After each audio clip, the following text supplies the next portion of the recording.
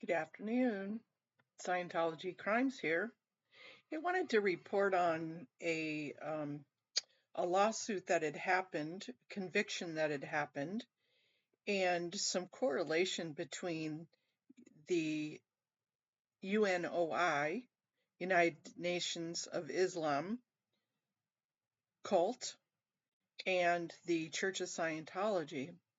More of a wake-up call, if you will, to the Church of Scientology, to the city of Los Angeles, to the city of Clearwater, Florida, to the Los Angeles Police Department, to Clearwater Police Department, to the Los Angeles Sheriff's Department, the Federal Bureau of Investigations, the Internal Revenue Service, and Homeland Security.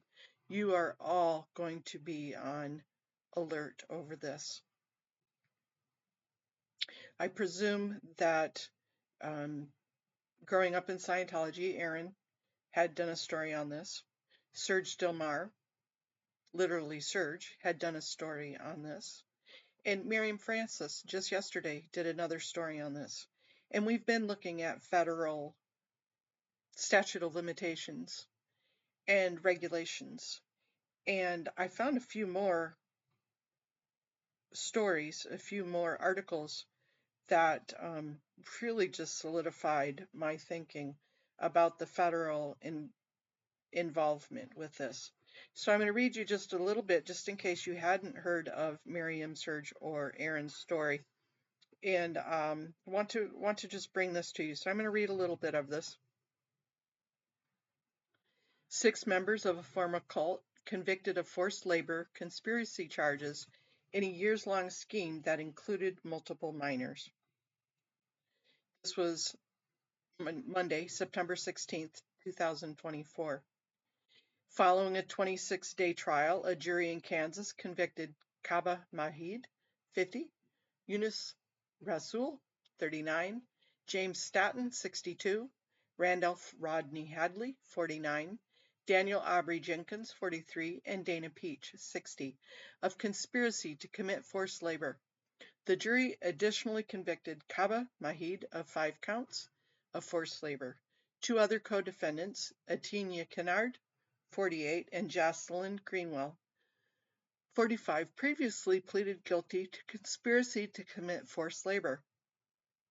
According to the evidence presented in court during the course of the trial, the defendants were all former high-ranking members of the United Nations of Islam, UNOI, or were wives of the UNOI founder, Royal Jenkins. The United Nations of Islam and these defendants held themselves out as a beacon of hope for the community, promising to educate and teach important life skills to the members, particularly children, said Assistant Attorney General Kristen Clark of the Justice Department Civil Rights Division. Instead, the defendants betrayed this trust, exploiting young children in the organization by callously compelling their labor. Prosecuting this case is a testament to the Justice Department's unwavering commitment to hold human traffickers accountable. The Justice Department will continue to vigorously investigate and prosecute parasitic criminals who target vulnerable victims to finance their lifestyles. I say that they have skipped over the Church of Scientology Federal Bureau of Investigations, and you need to do your job and protect the children of America. The bravery shown by the victims of the United Nation of Islam is inspiring because they spoke up about heinous atrocities committed against them as vulnerable children, said U.S. Attorney Kate E. Brubaker for the District of Kansas. In childhood, they suffered physical and emotional abuse, were denied a proper education, and were subject to forced labor. As adults, these victims found the strength and courage to pursue justice and face their abusers. Under the guise of false pretenses and coercion, these victims, some of whom were as young as 8 years old, endured inhumane and aberrant conditions, said Special Agent in Charge Stephen Cyrus of the FBI Kansas City Field Office. Today's conviction should serve as a stark warning that forced labor will not be tolerated by the FBI. you are FBI. You are tolerating it. You have been tolerating it. For how many years? Through the Church of Scientology. This needs to stop. I'm going to let you finish reading through this because we have other articles to get through. And Miriam did such a wonderful job yesterday with her in T from Perth presentation. So let's go to the next article.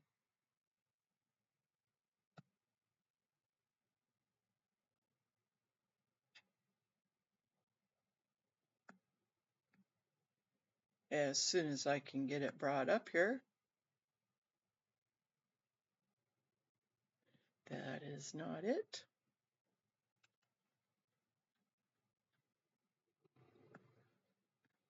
I found this one lurking. This was from July 31st, 2024. So this is before the conviction, before the end of the trial. Kansas City officials help cult flourish despite warnings of child abuse. United Nations of Islam ruled Quindaro Boulevard for 2 decades, 20 years. The group's leaders are about to go on trial.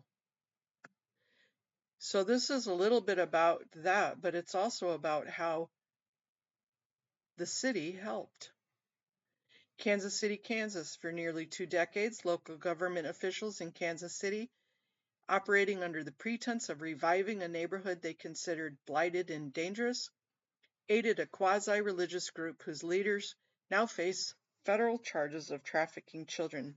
6 people were connected to the organization, formerly known as the United Nation of Islam, are set to go to trial Monday in federal court on allegations the group forced children as young as 8 to work without pay.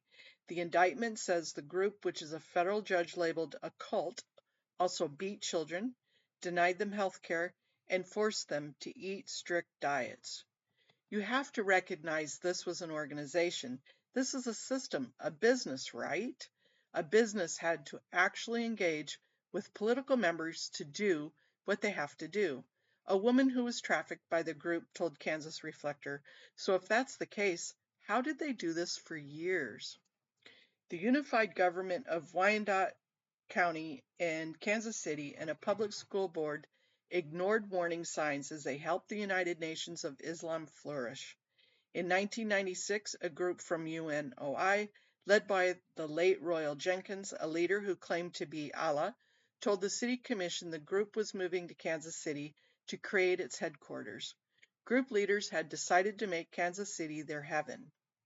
The UNOI ruled over the Quindaro Boulevard area starting in 1997, running storefronts like Your Diner, Your Bakery, Your Gas Station, and others.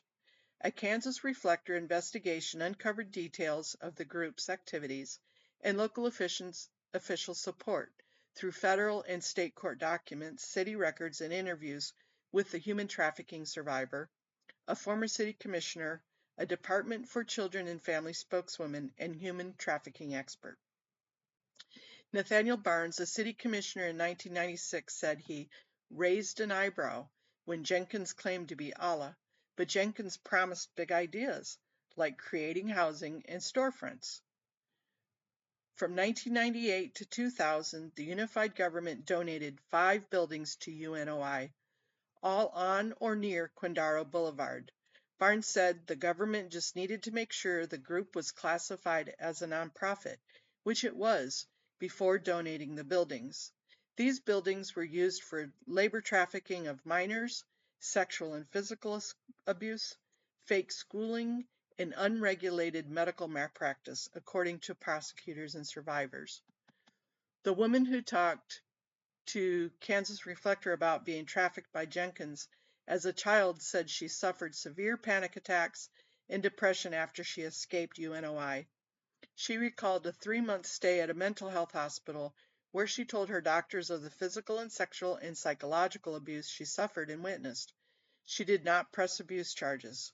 Kansas Reflector doesn't identify survivors of domestic and sexual violence without their consent, and she asked that she not be named. She said government officials enabled UNOI because it allowed them to take the burden off of running the Quindaro area, an area of low socioeconomic status and high crime rates. Defendants called the area the dangerous part of town, court documents show. One of Jenkins' daughters told The Pitch in 2003 that at least 5 members had called the state's child abuse hotline, including her. She died in 2008. And court documents show that Jenkins announced to members, this is one of Jenkins' daughters, that he had his daughter killed. An employee of the Department for Children and Families, known as at the time as Social and Rehabilitative Services, told The Pitch she had joined law enforcement to investigate, but the group's security guards blocked her from entering the property. Erin LaRoe, spokeswoman for DCF, said local law enforcement would have been aware of the allegations at the time. Despite the warning signs, in 2003, the unified government donated another building. There is a look at where they're all located at. About the United Nation of Islam.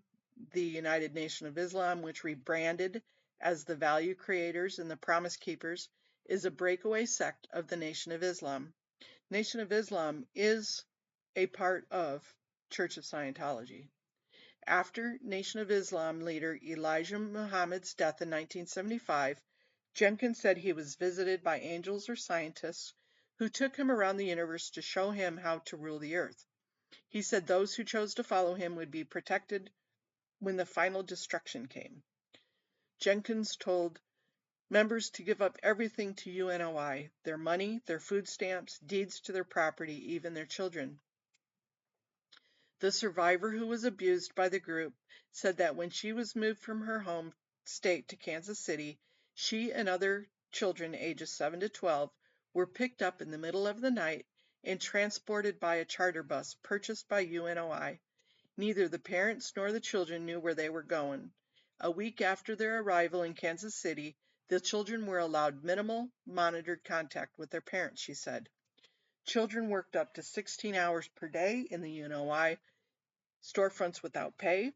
Court documents show that although members could be of any age, the defendants primarily used the labor of minors, the youngest 8 years old. In return, they would get meals, accommodations, and housing, according to the court documents. Restricting meals was often used as a form of punishment. The meals they did receive were small and sparse, and Jenkins only allowed them to eat clean foods, which were bean soup, salad, and occasionally fruit. Former members told federal investigators court documents outline the colonics members were forced to get, which is a medical procedure designed to cleanse the colon by flushing water through it. It is considered unhealthy and dangerous by doctors. Documents also outline weekly weigh-ins and mandated weight for women and girls. Colonics, purification, same. Unhealthy and dangerous by doctors. Court documents show members were not allowed to consume media that was not approved by Jenkins, and were not allowed to wear clothes or use toiletries not made by UNOI. Members had to make requests for any outside item, and requests often were denied. The survivor who talked to Kansas Reflector said the children lived in houses with other families within UNOI. Court documents show that if children did not live with other families, they would live in UNOI-operated barracks in crowded conditions and be forced to follow a strict diet, while the defendants lived in spacious accommodation and ate as they wanted. Children were rarely allowed to live with their families. While under the group's control in her home state, the survivor lived with a woman who would threaten to harm her and watch her bathe. That sounds awfully familiar. In Kansas City, she was expected to wake up at 5 a.m. to prepare 10 children for school and act as a servant for the adults, especially the men. This is a difference between the UNOI and the Church of Scientology. Men had multiple wives, and Jenkins married his stepdaughter and at least 12 other women, court documents show. Jenkins said told women their duty was to serve black men, he said in his conferences. Jenkins told them this was their duty to Allah. He emphasized the eternal consequence of noncompliance, and if they attempted to leave, they would suffer physical and mental abuse. He proclaimed this loudly, starting in basements before moving to online platform and eventually gaining a following of a couple hundred people spanning multiple states, his daughter told the Pitch. The UNOI presented itself as a church, and the group incorporated as a religious nonprofit in Delaware. Who else is a religious nonprofit in Delaware incorporated? Church of Scientology, IAS. Yeah, funny how that is. Court documents show UNOI operated at least 10 businesses around the United States in their temple cities, so all of their front groups. The multi-jurisdictional factor of this operation posed significant challenges, the survivor said. The UNOI ran multiple operations in other states, frequently sending children across state lines, Clearwater and California. This all started before the Trafficking Victims Protection Act, TVPA, of 2000, which gave the U.S. government tools to have a comprehensive and coordinated campaign to eliminate modern forms of slavery. It would take nearly 2 more decades after TVPA for federal authorities to start investigating the UNOI. They need to start with the Church of Scientology. They have started and they failed and they quit several times, so they need to re-investigate. So she drew parallels between what happened, we're talking about Sharon Sullivan, with UNOI to the abuse within the Catholic Church. And again, I would draw that parallel with the Church of Scientology. Barnes, the former city commissioner, said he never found a reason to be incredibly suspicious of the group. This, according to the survivor, was not true. They were never supposed to be able to take over the whole city, she said. Through a lack of oversight and alleged conspiring, she believes, political people allowed this to occur. That is a fact. In April 2000, city records show the KCK Public School Board transferred the former Roosevelt Elementary Schoolhouse to UNOI for a symbolic $1. UNOI repurposed the building into the University of Islam, where children received instruction from non-certified teachers, Delphi, and endured public humiliation, a survivor told A&E. The Pitch reported that the school board did not investigate UNOI's background or check if the teachers were board certified. The school's principal, who was one of Jenkins' wives and also his stepdaughter, only had a 6th grade education. Then school board president Gloria Willis told the Pitch she was not sure why this wasn't investigated. None of the 7 current school board members responded to requests to comment for the story. Most children, like Kendra Ross, a woman who sued Jenkins for human trafficking in 2018 and won nearly $8 million, were taken out of school around age 15 to work at UNOI storefronts. Court documents show parents from other states were encouraged to send their children to Kansas City for a fulsome education. Not informing fulsome isn't even a word. Not informing parents that their children would work extended hours in lieu of school or be sent to other UNOI businesses around the country. If members did not move their children to Kansas City for schooling, they were expected to work at UNOI storefronts as their education. The survivor who talked to Kansas Reflector said she was taught years below her grade level, and when she returned home, she had to do years of catching up. She spent time at Heaven's Inn No. 1, the house Jenkins and his family lived in that was notably more lavish than the others. She said she overheard a conversation between the lawyer and Jenkins regarding the transaction to purchase the schoolhouse for $1. She said they brokered an agreement and with local officials to provide security for nearby low-income housing areas where no members resided in exchange for the schoolhouse.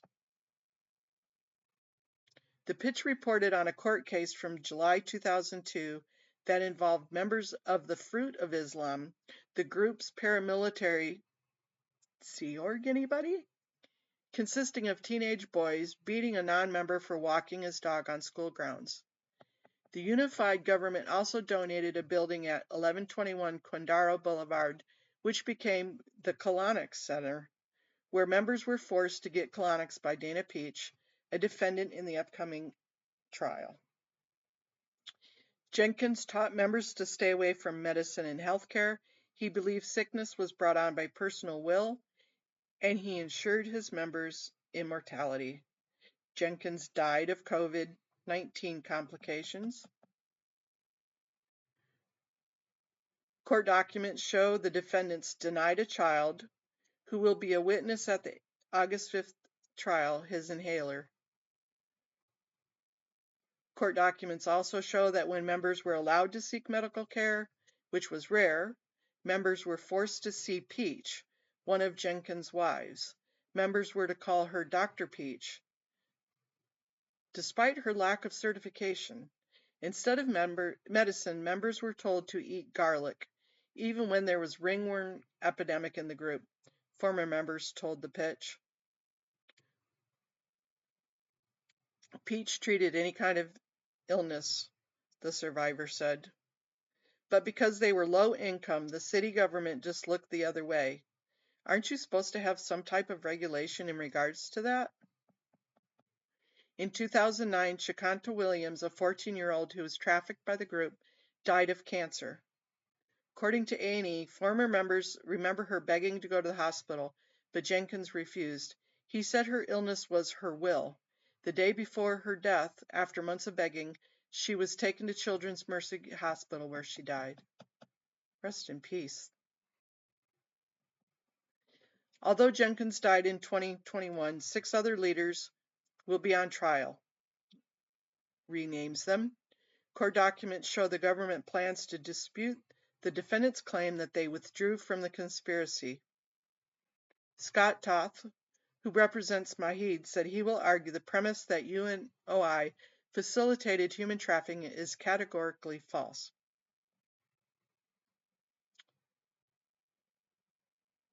The survivor, the Kansas Reflector interviewed, believes more people need to be prosecuted. I'm never going to forget, the former member said, that a city allowed this to happen. Take note, Los Angeles. Take note, Clearwater. Take note, Chicago. Take note, Kansas City. Toronto.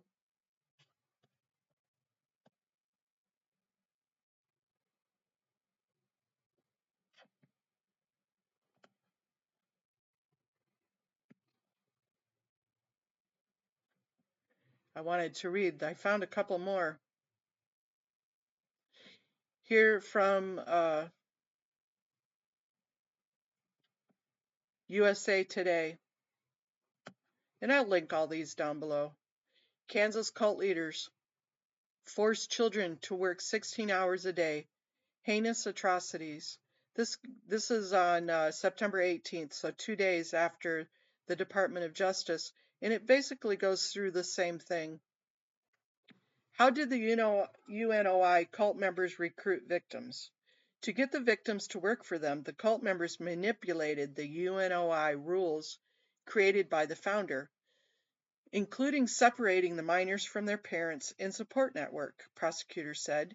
UNOI persuaded parents to send their children to Kansas by promising them that they would receive an education and life skills by working at the cult-operated businesses, according to the release.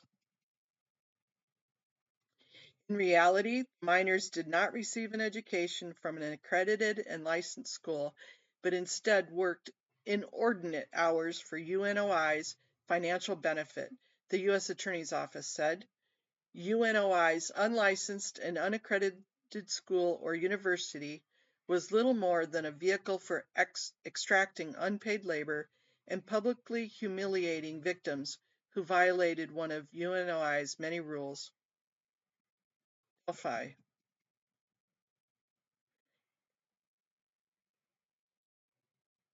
Cult members controlled what the victims viewed and read, how they dressed, who they spoke to, where they went and what they ate, particularly girls, so they could maintain a certain weight. The members also monitored and restricted how often the victims spoke with families, members of the opposite sex, and others, according to the Justice Department news release. This on and on and on goes on. You could replace UNOI with Church of Scientology, Sea Org, every last bit of it. Delphi instead of their University of Islam.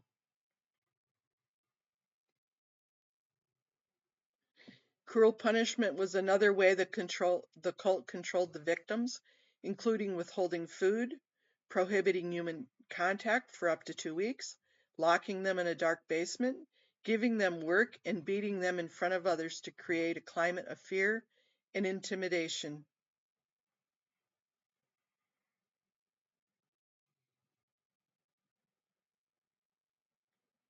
In one instance, the members held a male victim upside down over train tracks because he would not confess to stealing food when he was hungry. Another punishment involved the members making a victim drink water from a toilet because she was thirsty. Cleaning a toilet with your tongue? Convicted cult members also told victims that they would burn in eternal hellfire if they left.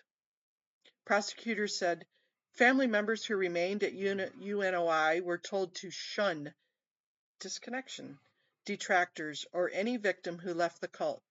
UNOI also claimed credit for any negative consequence that happened to members who left the organization.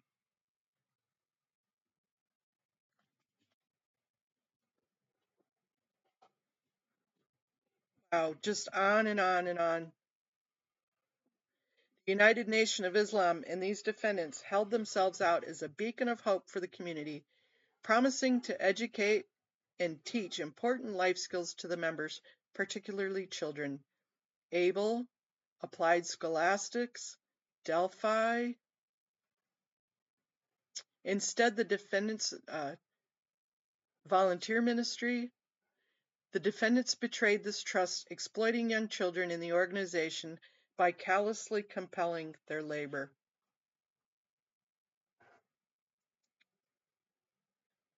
And I wanted to look Scientology and the Nation of Islam. I know the United Nation of Islam is a breakaway from the Nation of Islam, but they did join SEX, not SEX, SECTS.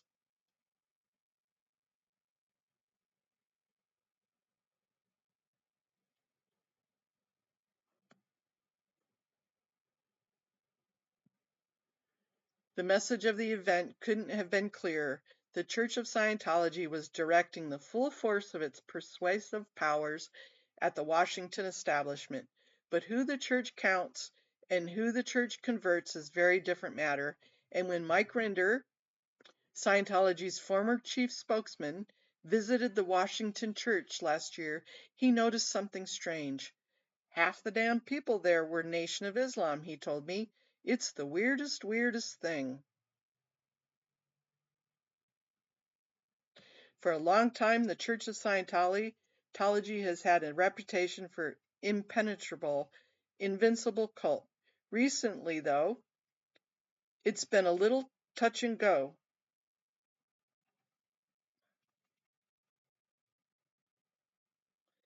All of this has taken a toll, according to the American Religious Identification Survey.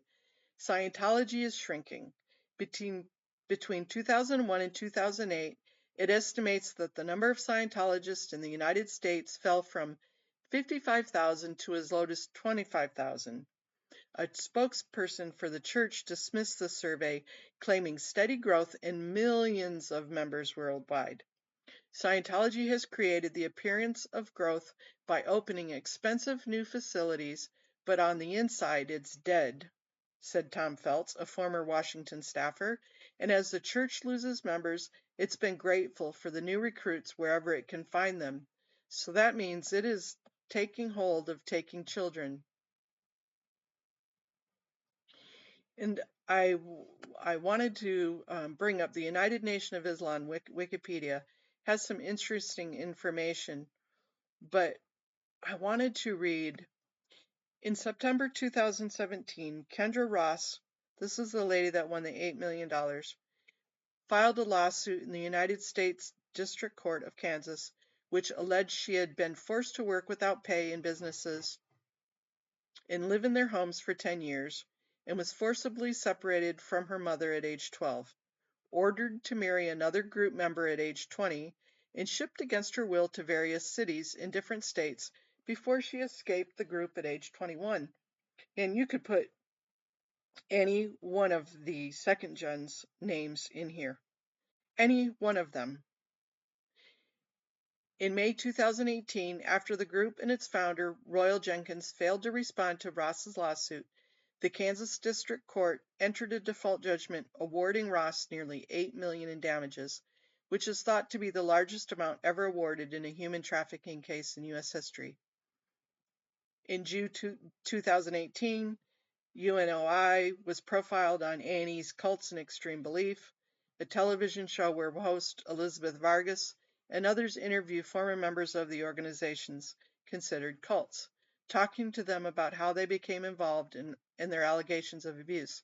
In the episode, former members talk about their allegations of human trafficking, neglect and abuse, and unpaid labor of children in the group. In September 2024, 6 former high-ranking members of the cult were convicted of conspiracy to commit forced labor by a Kansas federal court. So, Scientology crimes. Scientology, you need to replace every UNOI, every United Nation of Islam reference here with Church of Scientology, RTC, CSI, IAS, and Sea Org. David Miscavige, Mike Rinder, Claire Headley, not Mark Bunker, I'm sorry, scratch that, Matt Pesh, Amy Scobie, Janet Wieland, on and on and on. All of you will be named in this suit. The FBI, the IRS, Homeland Security, Los Angeles Police Department, the City of Los Angeles, Clearwater Police Department, the City of Clearwater, Chicago, Kansas City, Toronto, and all the rest worldwide will be looking at this suit. Thank you. I appreciate you taking the time with me this afternoon.